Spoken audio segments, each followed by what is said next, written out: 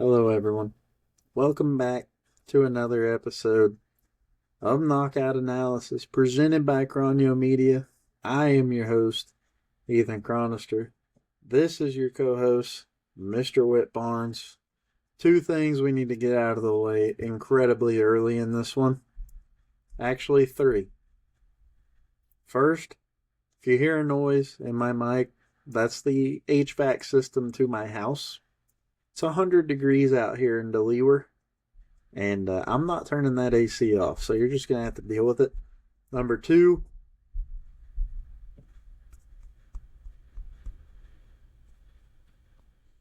OKC Thunder, NBA champions 2025, baby. And number three, and the elephant in the room, this may be our first and only time that we get to cover Dustin Poirier on this podcast. Maybe we'll do segments on Hall of Famers and stuff like that later on. Maybe he doesn't retire. But as of now, it looks like it's going to be the first and only time we talk about him. That being said, let's recap last week's events just slightly. UFC Fight Night Nashville was an absolute banger of a card. All right. That was a absolute masterclass by the UFC matchmakers.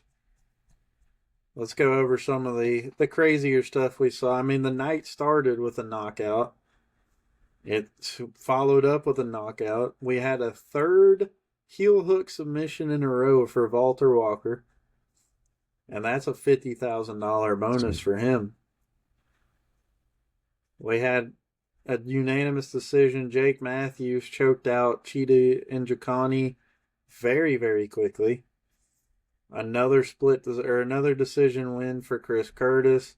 Tuka Tokos with the submission victory over newly and improved Junior Tafa, who will now probably be shunned from the UFC roster. We had a submission win again after that. A knockout for the Pirate Man himself, Morgan Charrier. A decision win for Steven Garcia.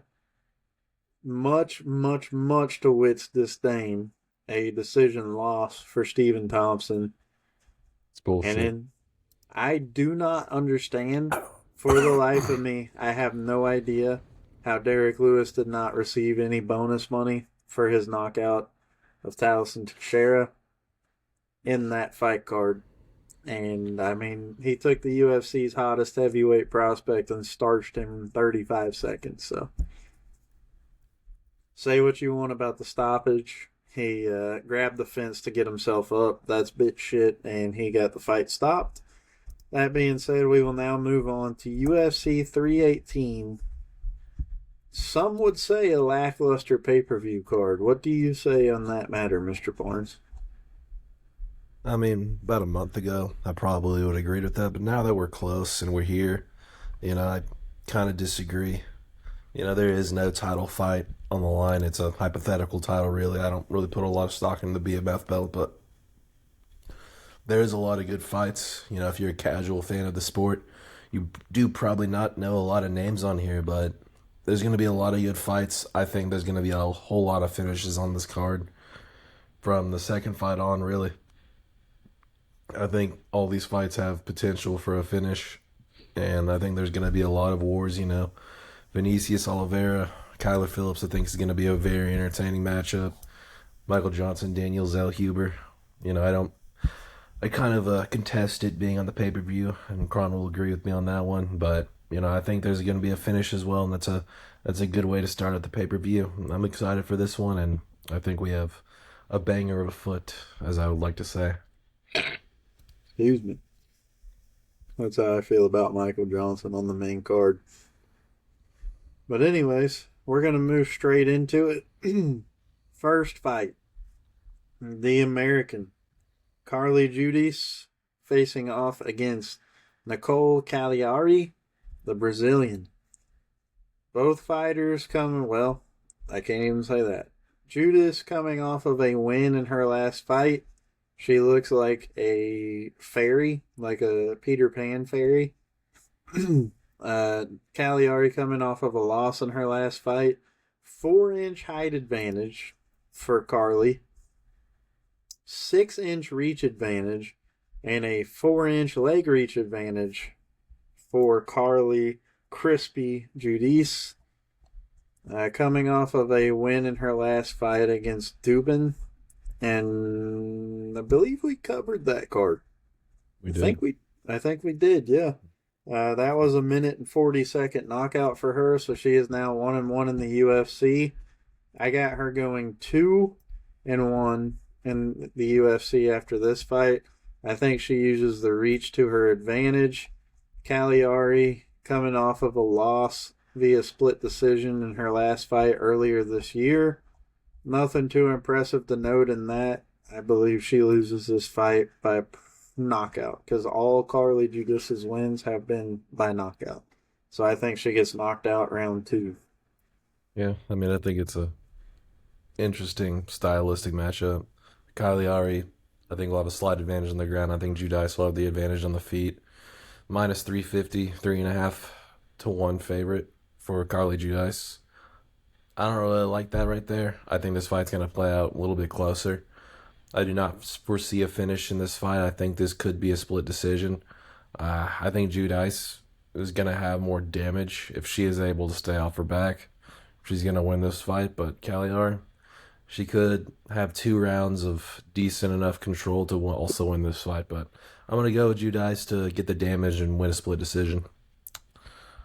100% finish rate. Keep that in mind.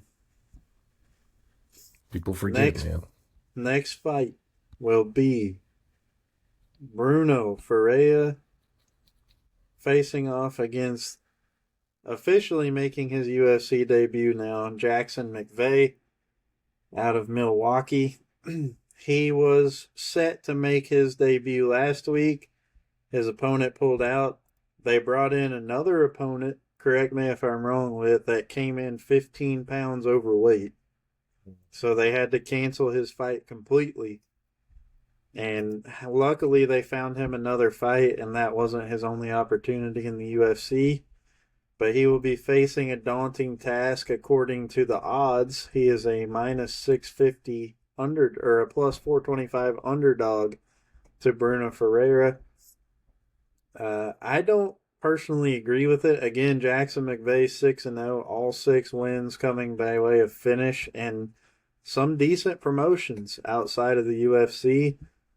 I think, we just got to look at some of the statistics here. He has a 6-inch reach advantage, a 6-inch height advantage, a 5-inch reach advantage, and a 7.5-inch leg reach advantage.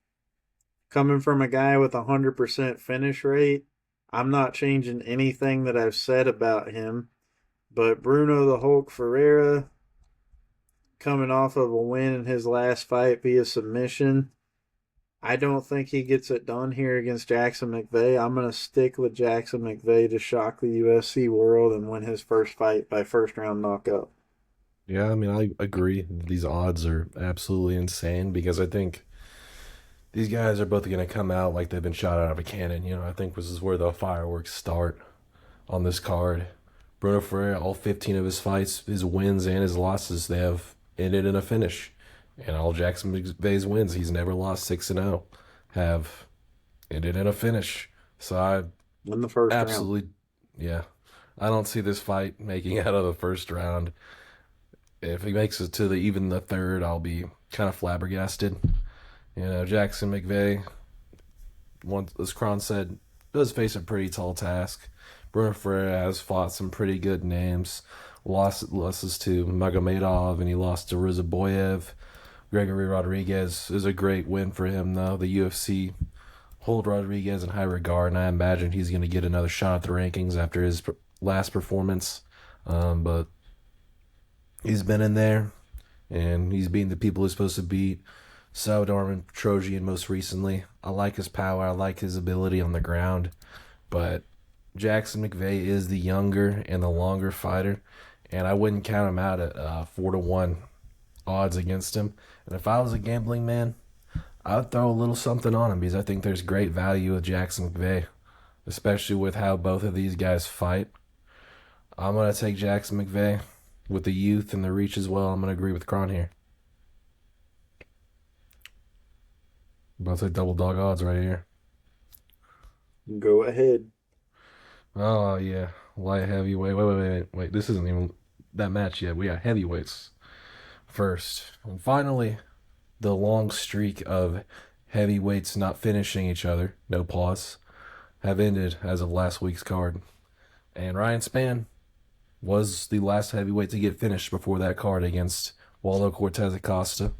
And I thought he was going to potentially win such fight because of lighter man skill, but he did not show that in the fight. He had some good success early on with the calf kicks, looked decent in the first round. In the second round, the game plan seemingly went out the window. He just looked frustrated and absolutely out of sorts, and he ended up getting clobbered. But Ryan Spann, a lot of people will forget that he was at one point ranked in the top 15 at light heavyweight. He has some good names on his resume: Dominic Reyes, Jan Kutalaba, Misha Serkinov, if people remember him. Oven St. Preux most recently. And the only guys he was lost to at light heavyweight are pretty decent guys, who have been ranked, who have been around for quite some time. And Waldo Cortez Acosta, albeit kind of controversially, is now in like the top 8 of heavyweight. So all of his losses have aged pretty well. And he's facing a guy that I don't really rate too highly in Lucas Brzeski. Lucas Brzeski, also known as Lucas the Bullshit to me, Brzeski. This guy is 1 in, I think, 5 in the UFC. He has been finished. Only win coming against Walter Walker. Which is a very interesting win that has aged incredibly, because that is Walter Walker's only lost, And he's lost to like Carl Williams, Martin Budai, Mick Parkin, guys I don't really respect way too much. He's getting finished in all of his losses. And he's fighting a guy who has quite a bit of power in Ryan Spann, which that's about all he has is power. And Lucas Brzeski, he doesn't really put away guys at the UFC level. I don't think he's a threat, even if Ryan Spann does get tired. I think Ryan Spann has a good enough ground game as well to be able to even pull off a submission here. And I think he could get a similar type of win like he did against Ovens and get his name back on track.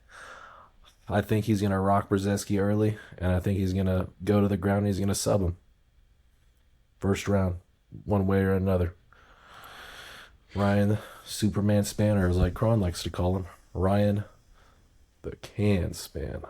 I'll let him take it over. I'm going to keep this short and sweet. Ryan Spann, Ryan the Can Spann, is an absolute bum. He's a bitch-made boy for always begging for fouls against Cortez Acosta when there were no fouls to be had. You were just simply getting dominated, and then you got knocked the fuck out. That being said, Lucas Brzeski is probably the worst fighter in the UFC, but today, in this very moment right now, he's the best fighter I've ever seen with my own 2 eyes. Then he's knocking you out in the first round, and we're on to the next one. Indeed. Now this is cinema right here. Light heavyweight, about right here, 205 pounds. We had Jimmy the Brute Crute and Marcin Pratchett doing. This is another fight that I think the odds are just kind of off on, man. I just really think they're kind of off. Jimmy Crute is a 3.5 to 1 favorite. This dude hasn't won a fight in 5 years. He hasn't won a single damn fight in 5 years since Donald Trump was in office for his first term. That's how long ago it's been since this dude has won a fight. I can't emphasize that enough. He did beat the Baltic Gladiator, though. He did beat the Baltic Gladiator in that many, many years ago, which is a common opponent for both of these guys. Marcin Pratchett losing and getting subbed near the end of that fight. That was a great fight. Marcin Pratchett threw one of the greatest kicks I've ever seen in the pocket. Don't know how he didn't get Modestus out of there. Shout out to him. But He hasn't won a fight in 5 years. The Bellato fight was really weird. He beat the absolute crap out of Bellato in the first round and just completely gassed out. And Marcin Prachnio, he does have a major weakness on the ground, especially recently. He's been subbed in, I think, his last two losses. Yeah, Vitor Petrino and the Baltic Gladiator Mesdestis Bukauskas. When Modestas, he isn't anything absolutely crazy on the ground. As much as I love him as a fighter, he just isn't really going to go out there and sub a whole lot of guys, truthfully. I think his only sub in the UFC is against Pragnia, matter of fact, and that's where Jimmy is his best. But I think on the feet, Pragnia is going to have an advantage. He's going to have a power advantage, and I think he's going to have a little bit of a speed advantage as well. You know, you look at the age; it is an 8-year age gap, but Jimmy Crute, it's really just tough for me to pick him because you haven't won in a long time. He contemplated retirement before his last fight. Like, he was genuinely contemplating not fighting again. After that bout, he did get a 5-fight contract, and this is the first fight of that. But I just can't pick him to win. I'm going to take the underdog here at the plus 270. Give me Marcin Prachnio. I think he's going to be able to get a decision here. I'm not going to agree with you. I am going to pick Jimmy Crute to win this fight, and I think he does it on the ground, whether that be by just utter domination on the ground, making it to where the other man just cannot get up. But I think that Jimmy Crute wins this fight, and I think he does it by unanimous decision. Hell yeah, man. I'll move us on to the next one. We have Adam Fugit facing off against Islam Dulatov. He has the powder blue gloves, so I presume that to mean he is a Dana White Contender Series alum, to which Whit can probably elaborate more as he watches that shit like it is Love Island. On to Mr. Fugit. He is coming off of a win in his last fight against Josh Quinlan. That win coming by split decision. Before that, he faced a submission loss in the second round of the fight before that. So, coming off of a win in his last fight, where Islam Dulatov at 11-1 is coming in with 10 first round finishes and 11 wins. So, some high level power coming from the hands of Mr. Dulatov here. And the odds show that. He's a minus 700 favorite in his UFC debut. His one loss coming from a unanimous decision loss in his very first pro fight. Since that, it has been nothing but finishes, and only one of those finishes has been outside of the first round. I say I don't see any reason why Islam the Ripper Dulatov could not continue this streak, and I think he wins this fight by first round knockout. Yeah, I mean, I'm not going to stray too far from what you just said. Adam Fugit has just kind of been unimpressive in his UFC stint so far. Hasn't been the most active as fighters either. You know, you get about one a year out of him, and this is his first fight in about 16 months, in which he had a split decision against a guy that is not super impressive either. No longer in the UFC, and Josh Quinlan. I think this is kind of a way to push forward the potential of a guy like Islam Dulatov, who was a former model for the people that are interested in that kind of information. You know, his picture on ESPN, he kind of does look like Stephen Wonderboy Thompson's cousin. Like, they have a very similar build in their facial structure. But I will say, in the Contender Series fight, which I did happen to watch, he was a massive favorite. And he looked like a massive favorite. He beat the crap out of his hapless opponent and got him out of there with an elbow quite quickly, from what I remember. Yeah. And I expect him to kind of do the same thing here. I think Adam Fugit's about at the same level as the Brazilian in which he faced. I think he's going to come in here. He's going to show his well-roundedness, his dedication to the game. And I think he's going to get Adam Fugit out of here in the first round as well. I'll take a KO. That'll move us on to a first very interesting fight that the matchmakers have made for us. We have Ateba Gautier out of Cameroon facing Robert Valentin out of Switzerland. This fight is not making it out, or it's not making it to the end. It's not making it to the scorecards. And I'm going to tell you exactly why. Because Ateba Gautier is an actual problem, and he's going to knock Robert Valentin out in the first round. I'm not going to elaborate any further than that. I say if this fight lasts more than 120 seconds, I will be blatantly surprised. Yeah, I think this is also going to be quite an early finish. I think the commentary booth is going to have their hands full in between fights because we could have a few long waits because of the early finishes on this card here.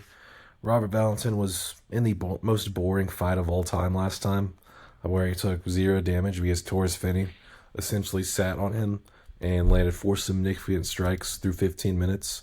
And no, I did not say that wrong. He landed 4 significant strikes in 15 minutes, which is truly an insane. It's just an insane thing to say. I don't even know how the words for it. But Ateba Gautier, massive Cameroonian. His Contender Series fight was impressive. He was somehow an underdog on that. Very slight underdog, but he shouldn't have been. He beat the crap out of that dude. And he beat the crap out of Jose Medina, the guy who was just emoting that whole entire fight on that Mexican card before he got knocked out. Ateba Gautier is eventually going to run into a guy that can grapple. And I think that's where he's going to run into some issues. He really needs to work on his grappling. That was a hole in his Contender Series fight before he got that finished. He was just kind of looking at over at his corner, trying to be like, hey man, how do I get out of here? And he was able to get out of there. And I don't think Robert Valentin possesses crazy level grappling. He does have a lot of submissions at these lower level promotions that he's in, but I just don't think he has the build or the strength to take down a guy like Ateba Gautier. Like, this dude, if you've never seen him fight, is an absolute tank. He is a unit, and he is a monolith and a force to be reckoned with. I'm running out of adjectives. Give me Ateba Gautier by first round finish. I don't think it's going to be very long either. Literally a middleweight Francis Ngannou. No, genuinely. 81-inch reach, 6'4". All I'm going to say is people need to watch this guy. You know, they moved him from the main card down to here. I don't have any complaints about it. I think there's going to be a war. There's going to be a war. Bro, it is. A war. A banger. A slobber knocker. Ateba Gautier by first round KO. I'm going to let you go the next one because I have some weird hankering that these are Whit Barnes fellers here. Yeah, I mean, this is kind of a mid-off in a sense. We got Nikolay Veretennikov and Francisco Prado. Surprising Nikolay Veretennikov is still here, honestly, after his last fight, in which he lost Austin Vanderford. And if people remember, he tried to fight Austin Vanderford after he lost. He got absolutely clobbered on the ground in that fight, had no answer for it, and he also lost his fight before that. I imagine this is the last scheduled fight on his contract, and I thought they were going to give him a more difficult opponent than Francisco Prado. Francisco Prado, I think he's a little bit too young. I think he's too raw. Yeah, he's 23, but he hasn't really shown a whole lot early in his career. You know, Otaminus Zaitar kind of just goes out there and just throws meaty hooks like a complete moron with no technique whatsoever. Not a high-level guy. You know, Daniel Zellhuber, Jay Matthews, not bad losses. And then Jamie Malarkey, I mean, I don't really know how the hell you lose to Jamie Malarkey and consider yourself a UFC level guy. Jamie Malarkey is not very good. But Francisco Prado, I think he does need to get out of the UFC, and he needs to hit the regional scene and get some more wins. And more importantly, I think he needs to go down a weight class because he is an incredibly small welterweight. He's fighting at 5'10", 69-inch reach, no pause. It's just, he's every guy in this division is going to be much bigger than him. And I don't know if he has the skill to be able to make up for that. And Veretennikov and Prado, something that makes this fight a very intriguing matchup is both of them are going to want to stand up. You know, Veretennikov got taken down and dominated, like I said, in his last fight. And Francisco Prado, I don't think he's going to really look to do that. Veretennikov has the experience advantage. He's going to have a massive reach advantage. And I think he's just going to be too physically imposing, especially where this fight takes place. I'm going to take him to get a second round finish here. I'm going to follow your lead on this one.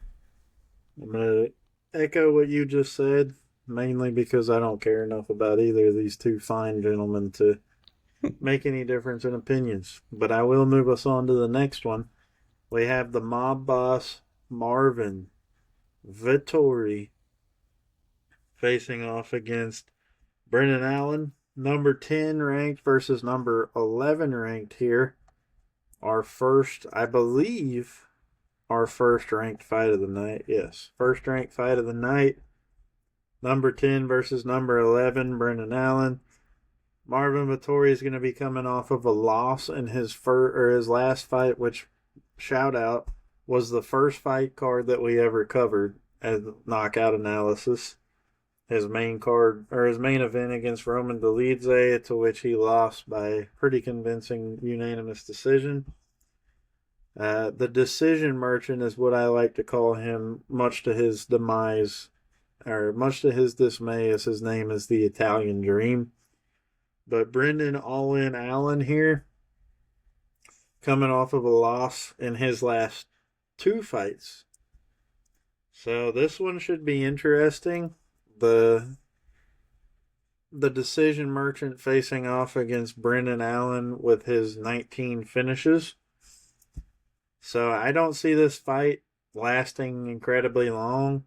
Marvin Vettori is not really a man that finishes a whole lot of people. In fact, I think in his whole career, he only has 11 of them and 19 wins. So he has 8 decisions, which is quite a bit. So I think here we have finishing win for Brendan Allen, and I think it comes late in the third round. Yeah, I mean, I think there's a reason for why this card. Excuse me. I'm about to choke here for a second. All right, I did not choke. But I think there's a reason why this card did not get moved on the main. You know, I think it should have stayed because the storylines are very intriguing for this one. Damn, I'm about to choke again. This is actually the second time these guys have fought. The first fight was inside of a casino, not even in a ring. And they fought and they got into beef in the casino in Florida. Don't really know the result of it. There were some punches thrown and it was kind of sloppy. But this is their second fight. This is their first sanctioned fight. And these guys do not like each other. Martin Vettori, since getting his title shot against Adesanya, has been 2-3, beating Apollo Costa, beating Roman Dolidze, and then more recently lost a 5-rounder to Dolidze pretty convincingly, as Kron has already mentioned. And Brendan Allen, man, he just does stupid shit in all of his fights. Like the two most recent ones, he'll go out there, he'll win the first round, and you're like, damn, Brendan Allen's a little bit better than I thought he was. And then the next 2 rounds, he'll stick both of his thumbs up his ass and just completely throw the fight. And it's frustrating to watch if you're a fan of his, or if you're a gambling man and have money on the guy, which I would never do at all. And I just can't say I'm going to ever back him in a fight. Like, even against a guy like Marvin Vettori, I think the odds aren't incredibly fair. I think this should be a closer to even fight. You know, Martin Vettori is fighting close proximity into which his brother recently passed away. I don't really know what happened, but his brother did pass away pretty recently, and he's been quite depressed about it, saying he's already experienced the worst thing that could have ever happened in his life per an interview. So I don't know if that really is going to do him a whole lot of favors. A lot of guys that fight with like those emotions don't normally do their best. They don't really fight with too much of a strategy. I don't see Marvin getting finished. I don't see him getting a finish either. Marvin Vettori has never been finished in his career, and I don't think it's going to happen against a guy like Brendan Allen. I see a split decision, and maybe even an altercation after the fact in this fight. I'm going to take Marvin Marvin Vettori's Vettori by brother, split decision. Patrick Vettori, tragically passed away at the age of 30 due to smoke inhalation from a house fire in Mezzocorona, Italy. Damn. So Yeah, I basically, did his not house know. caught on fire and he could not get out, and he died from breathing in smoke, which is an incredibly tragic scene. Dude. How recent was it? Does it say on there? April 14th, 2025. Yeah, that was shortly after his other fight. Damn. That's a tough ass scene. Pouring one Mm-hmm. out for Martin Vittori's brother after we get out of here, for sure. Yeah, that was right after his last fight. And also something else I feel like we should mention here. Brendan Allen is, in my mind, coming on a 3-fight losing streak because right after he blew that fight to Anthony Hernandez, he fought Karate Combat in a pit grappling submission with Caio Baralho, and he got absolutely ragdolled for the entirety of that. That is Brendan Allen's supposed bread and butter, and he got owned. He got absolutely owned. He lost 2 different martial art fights in the span of 10 days. Impressive feat. So I'm going to take Martin Vettori by a split decision, and I'm going to go with it, but I'm not super confident in it. That'll move us to our next one, where we have Vinicius Lockdog Oliveira, the Brazilian, facing off against Kyler the Matrix Phillips. Kyler Phillips coming off of a loss in his last fight to Rob Font by a unanimous decision. Before that, he beat Munoz and Barcelos via unanimous decision in both of those fights. Another one of those guys who's a little bit of a decision merchant, but he is still entertaining to watch. Vinicius Oliveira coming off of a win in his last fight. He beat I think that's Sedner Magomedov, right? Yeah. Indeed. The non Khabib trained Khabib relative.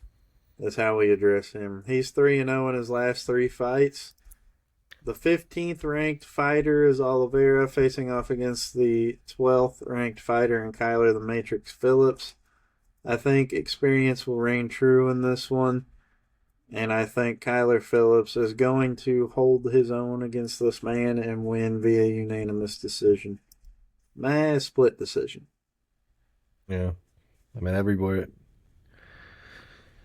been kind of split on this fight, and what the fuck? I'm gonna have to Google this after what this is, bro. Kyler Phillips' fighting style per ESPN is nikidokai. I'm gonna have to Google that because I genuinely How don't do know you what that spell is. it? Nikidokai.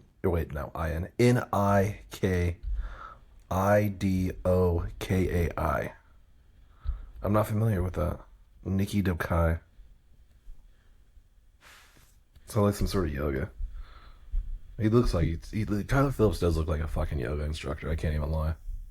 With his hair down like that. Nikidokai is based on philosophy of mental and physical fitness, growth, and family. Uses a bonsai tree as a symbol. So it is fucking yoga. Okay. I think it's like meditation. That's actually kind of cool, though. Well, the nikidokai fighter, Kyler Phillips out here. Kyler the Matrix Phillips. Was on a track to being in a big spot in his last fight against Rob Font, and he gassed out after the first round and got completely mauled by Rob Font in a career turnaround type fight where Mr. Rob Font, I don't remember what his nickname is or if he has one off the top of my head, so I kind of blanked there. But Kyler Phillips, it's tough for me to pick him after that, especially a guy like Vinicius Oliveira who fought a guy that is a similar fighting style with the Nurmagomedov, a guy who's very well rounded, does throw a lot of spinning attacks, and I think this should be emphasized too. Vinicius Oliveira beat a guy with the last name Nurmagomedov in Abu Dhabi. Like, tell me how impressive that is, especially by decision. Like, usually they would just rob you, you know? And that type of stuff has happened before with Russian fighters fighting in Abu Dhabi, but not Vinicius Lockdog Oliveira. He doesn't do that. He has an impressive win against Ricky Simone, one of the greatest knockouts you'll see against Bernardo Sapage last year as well.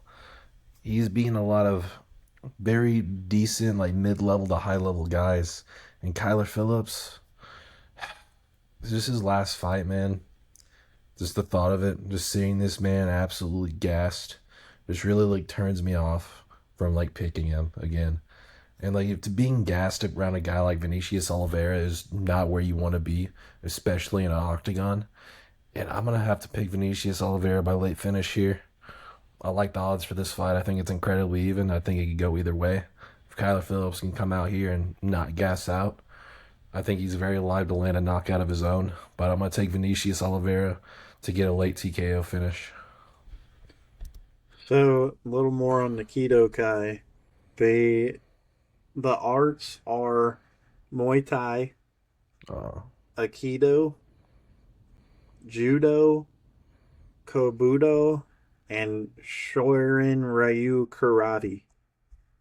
So it's basically just a whole bunch of, it's like Kung Fu, Karate, and like 10 other dangerous words. So that's pretty much what you got with nikidokai. But it does look like, he definitely looks like he drives a Mazda Miata and watches anime from dusk till dawn. That being said, I still have him picked to win the fight by split decision. And we will now move on to the main card of the evening, which we have the Onk himself, Michael the Menace Johnson, with his 24-19 record, facing off against Daniel Zellhuber, the Golden Boy, with his 15-2 record. I quite frankly do not see why this fight is even a discussion. I mean, he did lose his last fight to Ribovics, but Michael Johnson's ass. So I'm going to go ahead and pick Zellhuber here, and I'm going to pick him to win by first round knockout. Yeah, I mean, when crons sees trash, I kind of see treasure in this fight. I think that it should not be on the main card. I think this could be a feature fight at the end of like the prelims. I think that's the best spot for it because there will be a finish in this fight. Almost guaranteed. And Michael Johnson, former top 5 lightweight. This dude just chokes fights. Like, he'll go out there, he'll dominate you. But he'll choke it. He'll choke it one way or another. He's either absolutely clobbering some of the best guys in this division, like a Dustin Poirier and an Edson Barbosa, or he's going out there and he's completely shitting the bed. He is pretty much lightweight Derek Lewis. He's either going out there and getting knocked out or he's knocking you the fuck out. And there is beef in this fight. Michael Johnson did call Daniel Zellhuber gay today in the press conference. So there is some beef in this fight, and the tensions are quite high. I don't agree with the line. I think it's way too out of place. You know, Michael Johnson at plus 400, I think there's value there. I want to take Zellhuber to win this fight. He's younger, he has bigger reach. I think this is going to be an early finish in the first round for him. But don't be surprised when Michael Johnson goes out there, turns back the clock, and goes on a 3-5 win streak. I will definitely be surprised.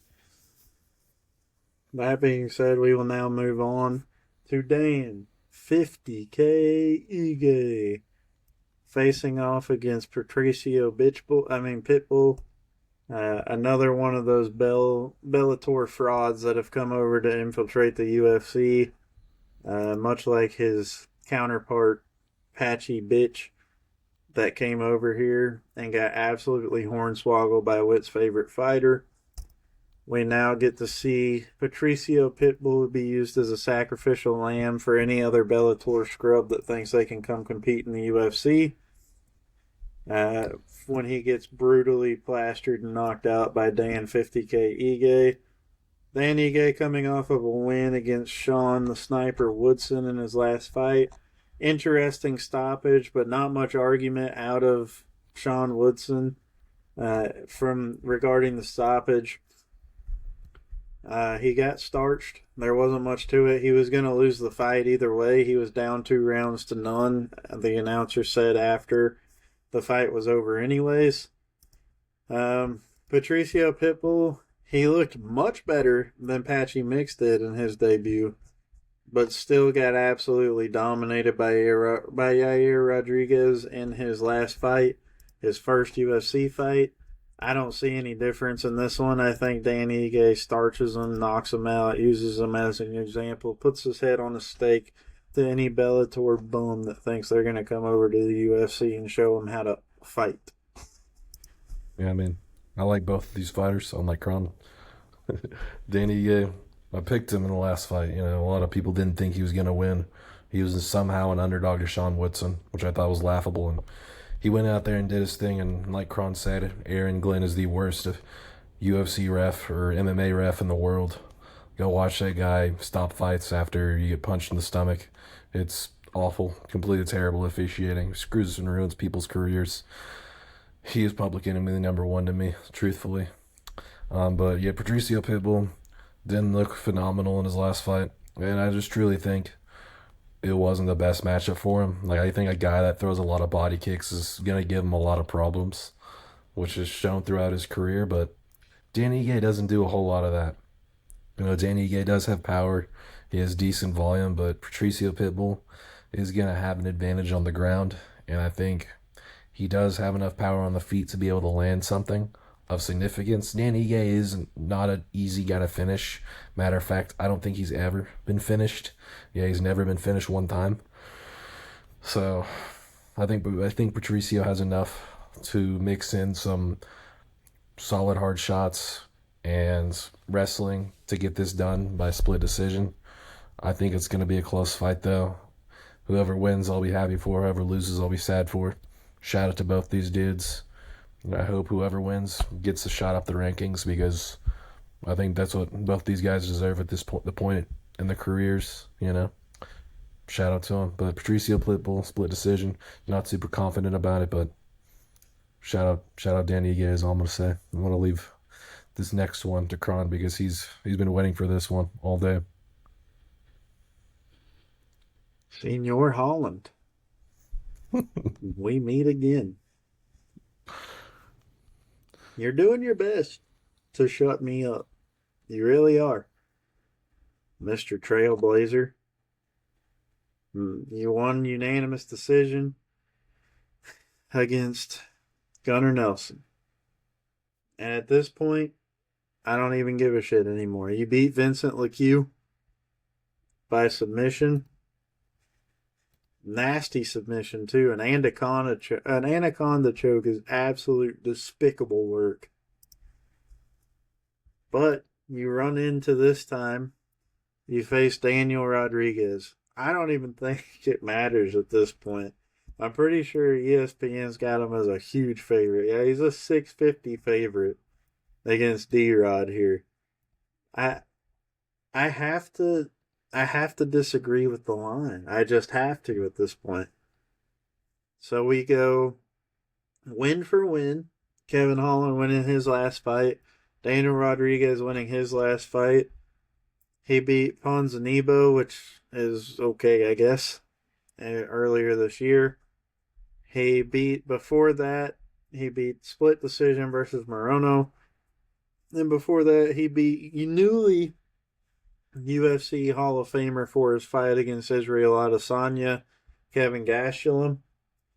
That being said, you know, D-Rod, he's got a decent enough resume where I could pick him to win this fight comfortably against Daniel Rodriguez just due to my great disdain. I think he's definitely not more fit. Dude definitely looks like he hits up a frozen ice stand after every fight session that he has. He's not eating Chipotle after like he should be. But, you know, he's got 9 wins by knockout, 4 wins by submission, only 6 decisions. I'm liking everything I see here. I'm going to go ahead and pick Kevin Holland to win this fight by rear naked choke in the first round. We're not sponsored by Chipotle, but shout out to him, man. Shout out to Chipotle. They have banging burritos. I mean, I don't agree with the odds. I would never, ever in a million years take Kevin Holland at 6.5 to 1 odds. That's insane. But I'm gonna pick him to win this fight. I think this is his easiest fight of the year. From as far as his opponents, this is his fourth fight.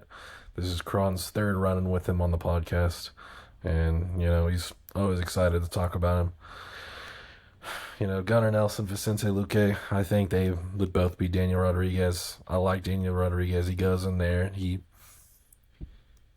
goes out on his shield one way or another. He's only been finished twice.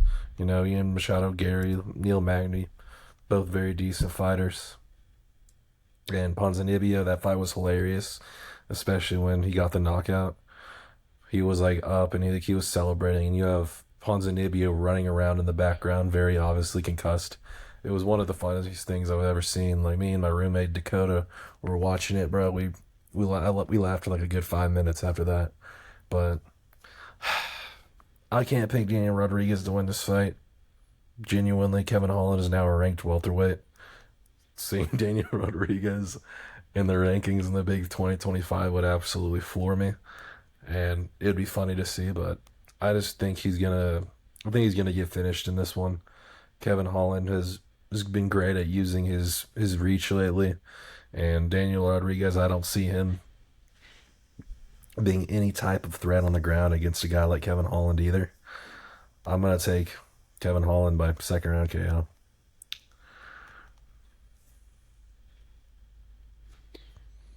That'll move us on to the next one. Actually, I'm going to let you take that one.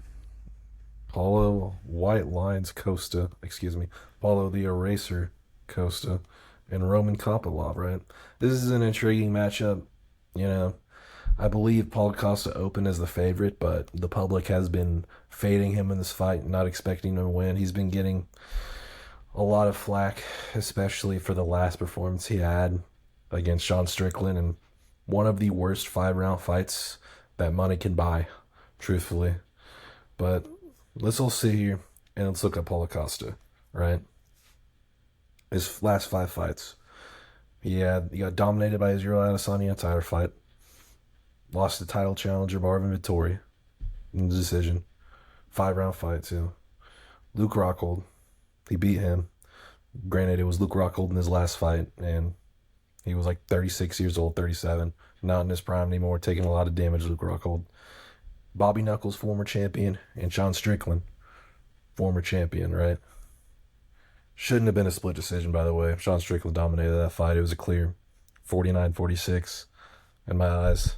And the eyes of most people, I really wish I knew which judge gave him a 49-46. I forget the name of some of these guys sometimes. Wouldn't be surprised if it was Sal D'Amato, because he always has bad scorecards, but it's past the point. What I'm saying here is Paulo Costa has been going against world champions and title challengers and losing close fights, where Roman Kopylov hasn't beat anybody that is super notable. The Cesar Almeida fight could have went either way. That's what I think is his best win, and he kind of just laid and prayed. He got called up to his feet 2 times because he wasn't doing anything on the ground against Almeida. I think Cesar could have arguably landed more damage and won that, but he's beaten Josh Fremd, Claudio Ribeiro, Alessio Di Curio, Peniel Soriano, and a Chris Curtis who just won a split decision against a 39-year-old Max Griffin. I like Roman Kopylov. He's entertaining, but I think this is a massive step up in competition for him, and I think it's a massive step down for Paulo Costa. And I expect him to be able to walk through some shots and land a KO on this one, truthfully. Even though, which we're filming this on Thursday evening after the press conference, I will say Paulo Costa was definitely on some illicit substances. That man was shaking and tweaking live on air, so that could be concerning, but I still think he's going to have enough to get it done against Roman Kopylov. I think a second round KO is definitely in the realm of possibilities for this fight. I think Paulo Costa's going to relapse off of his cocaine in round one and get knocked out and starched by Roman Kopylov in 3 minutes and 58 seconds. We will now move on to the pinnacle of the evening, where we have Max Blessed Holloway being the one to send off Dustin the Diamond Poirier into his retirement, potentially. We have pretty much even odds on this fight. Obviously, everybody knows what happened in the last BMF title fight that happened. Max Holloway knocked out Justin Gaethje with 1 second left in the fight. Everyone went crazy. You've seen it a million times. There's people that think it doesn't get old no matter how many times you see it. For me, it got old after about the 4th time. Dustin Poirier coming off of a loss in his last fight to the title holder, Islam Makhachev, via 5th round submission. Before that, he had knocked out Benoit Saint-Denis in brutal fashion. So not a bad loss, obviously, losing to Makhachev. Whereas Max Blessed Holloway lost his last fight to Ilia Topuria. So that was, what can you really do? Before that, he knocked out, obviously, Gaethje with 1 second left. And before that, he knocked out the Korean Zombie in the 3rd round. So this fight is going to go one of 2 ways. This is either going to be a knockdown, drag-out fight for 5 rounds that's going to be really tough to determine a winner for, or this is going to end in the first couple rounds, and I see it landing in the first couple rounds. It's going to be interesting because we have yet to see either of these guys since their incidents with the former title holders of their division. But I'm going to go ahead and say I'm going to go ahead and give this one to Poirier here. What I think is going to happen is I think Poirier is going to win this fight by knockout. And I think he is going to tell Dana White in the interview, hey, if you want me to fight again, I'll fight for the title. And you give me a title shot, I'll make you some more money, and that'll be it. He said, I'll be fighting for a title. Give me the title shot. Win or lose, that's my last fight. But I'll go out fighting for a title. I think that's what he really wanted to do in the first place. But they gave him some bullshit BMF title. But obviously Max Holloway, being the boxer that he is, has a chance here to knock out Dustin Poirier, which I could see that being the same for him. I could see him landing a knockout here and calling for Topuria, which I don't really think he wants that smoke again, because Topuria found that left hook on him once, and Max Holloway isn't getting any younger. So I don't think he wants that smoke again, but I could see it either way. I think either one of these guys that wins is going to call out Topuria for the title. Yeah, I mean, it's really hard for me to disagree, truthfully. I mean, this fight is going to go one of 2 ways. I'm going to go in a different direction than Kron did. I think this will be a 5-round knockdown dragout. I think that if Poirier does win by knockout, there is a chance he stays and gets a title shot. This will be the first time he has not fought a grappler for a title if he does. And it's very marketable as well. Not only is it Dustin's last ride, which this is technically what this card is, but it's indefinitely his last ride. It would be his last title shot in the UFC. And if he won by knockout, it's the 2 guys that knocked down Max Holloway are fighting against each other, which would be incredibly marketable. I think it would be a great fight, but I think that Dustin Poirier would inevitably get knocked the fuck out, like Ilia Topuria seems to be doing to everybody.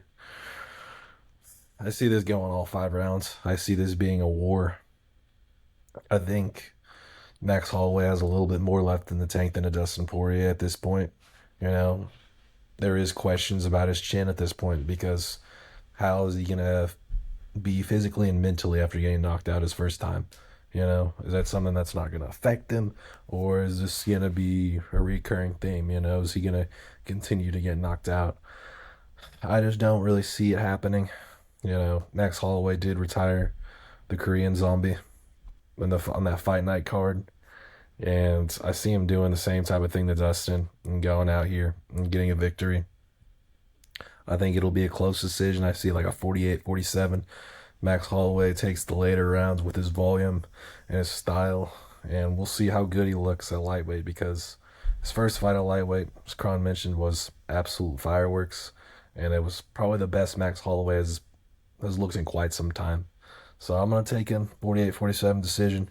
Him and Dustin Poirier hold hands outside, walking outside of the octagon with Lil Wayne, and they march off into the sunset. Yeah, it could end up as a draw, and then they run off like SpongeBob and Patrick did in that Olympics episode. But it's not going to end in a draw. Dustin Poirier's winning the fight by knockout and probably calling for a title shot. If Dana won't give him one, then yeah, he'll probably retire.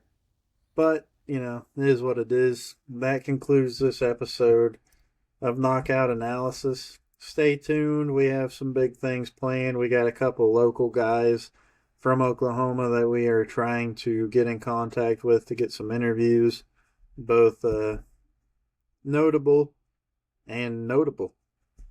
So we will let you guys know whenever we've got stuff like that cooking. We keep an eye out for Tracy. He's got a title shot coming up soon.